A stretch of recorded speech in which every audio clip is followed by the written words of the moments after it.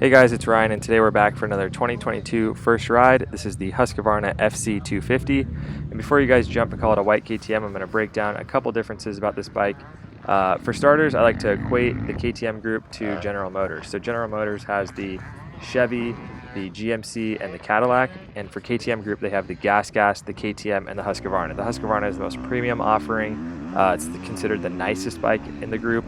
It retails at $94.99, which is the highest price tag, and it has a wet weight of 234 pounds, so it's still pretty light. It's only about a pound or two heavier than the KTM or the Gas.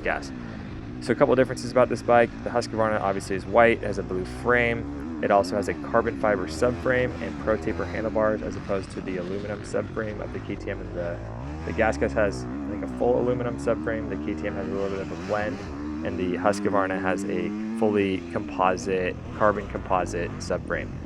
This bike also has pro taper handlebars where the KTM has neck in, and the Gas has, I think, standard aluminum bars. The biggest difference between these bikes is the WP fork and shock are actually 10 millimeters lower, shorter than the other bikes. So this bike, the 10 millimeters out on the track, it actually equates to about a half-inch lower seat height. So this bike sits lower to the ground than the other two.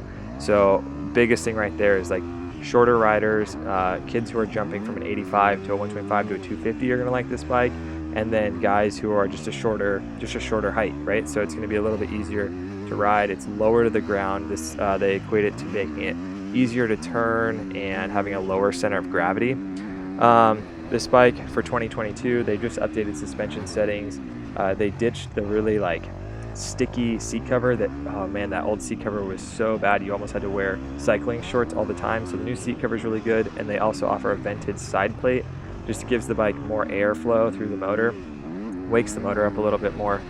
This bike, this engine on the KTM and the Husky, it has such good pull from mid to top, and the over rev is just insane. So you can leave this bike in second and third gear and just hold it on. It has a really good characteristic that way.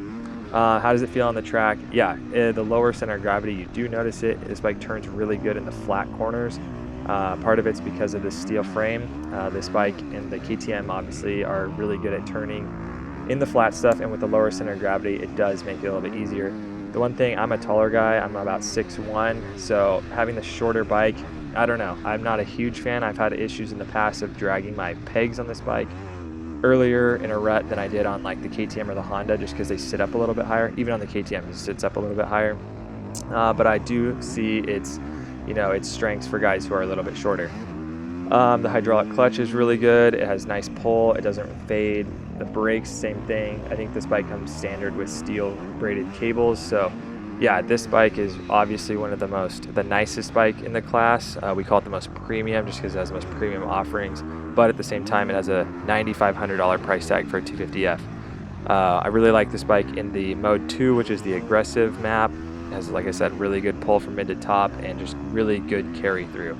So bike's easy to ride. We're going to do a couple more laps here at Cahuilla Creek. Hope you guys are liking these videos. We're going to do a couple more, break down the rest of the bikes in the class, do a couple more laps, and be sure to like, follow, and subscribe. We'll see you next time.